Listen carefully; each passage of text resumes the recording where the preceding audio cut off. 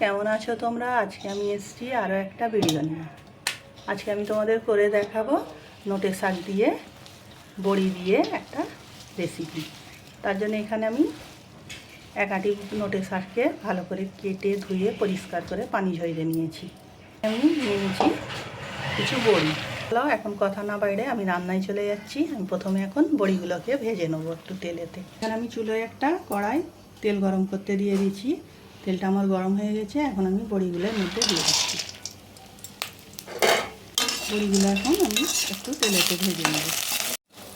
এখানে আমার বড়িগুলো ভাজা হয়ে গেছে। আমি এখন এগুলো একটা প্লেটে তুলে নিচ্ছি।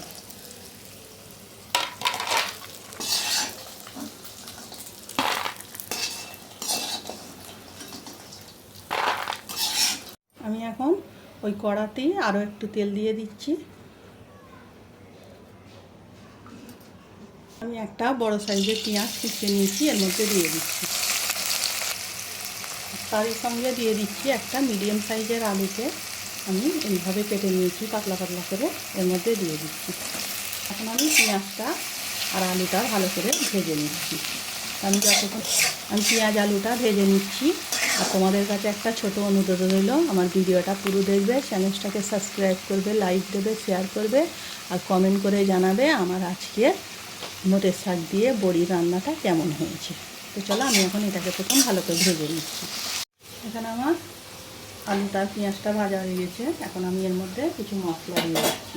একটু হলুদ দিচ্ছি, চামচেরও কম লঙ্কার গুঁড়ো দিচ্ছি, হাফ চামচ ধনে গুঁড়ো, জিরে, হাফ চামচ আদা রসুন বাটা, স্বাদ মতো নুন, একটা টমেটো কুচি।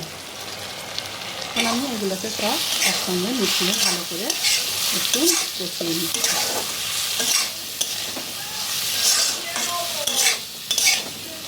সময় ধরে কষিয়ে নিচ্ছি যাতে মশলার আর আদা রসুনের কাঁচা গন্ধটা চলে যায়। মশলা মেশাবার সময় চুলের আঁচটা একদম লো রাখতে হবে, তা না হলে মশলা পুড়ে যেতে পারে। আমার মশলাটা আদা রসুনটা কষানো হয়ে গেছে। এখন আমি এর মধ্যে শাকগুলো দিয়ে দিচ্ছি।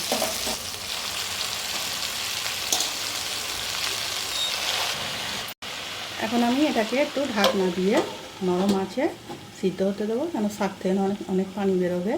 পানিটা বেরোক ততক্ষণ আমি এটা ঢাকনা দিয়ে রেখে দিচ্ছি।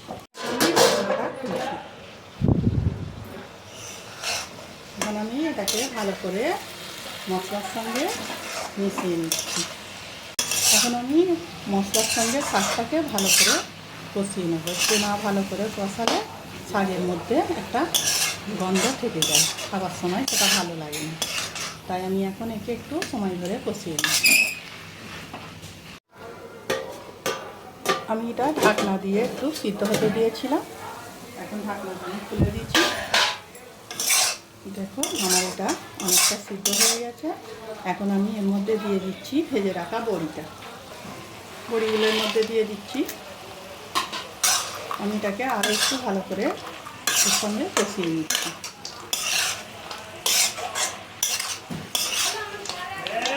আমি অল্প একটু পানি দিচ্ছি। এটাকে এবারে আমি ভালো করে একটু কষিয়ে ঢাকা দিয়ে একটু সিদ্ধ হতে দিচ্ছি।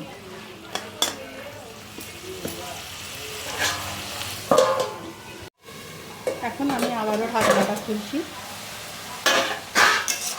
দেখতে পাচ্ছ আমি এটা ভালো করে মিশিয়ে নিচ্ছি। এবারে আমি এতে পানি দিয়ে ঢাকনা দিয়ে সিদ্ধ করে নেব। আর এটাকে ঢাকনা দিয়ে লো আঁচেতে সিদ্ধ করে নিচ্ছি।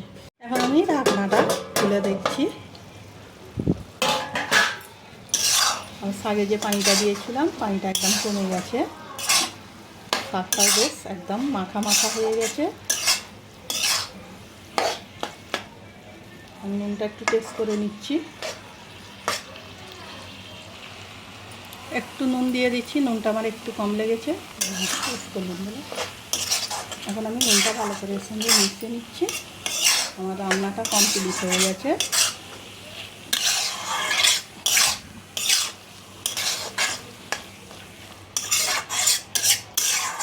এখন আমি এটাকে চুলো থেকে নামিয়ে নিচ্ছি, তোমাদের পরিবেশন করে দেখাবো। আমার নোটের শাকটা রান্না হয়ে গেছে। এখন আমি তোমাদের পরিবেশন করে দেখাচ্ছি। আমার নোটে শাক দিয়ে বড়ার রান্নার রেসিপিটা আমাকে কমেন্ট করে জানাবে। আজকের ভিডিও আমার এইটুকু, আগামী দিন আসবো আর একটা ভিডিও নিয়ে। ভালো থাকবে, সাবধানে থাকবে।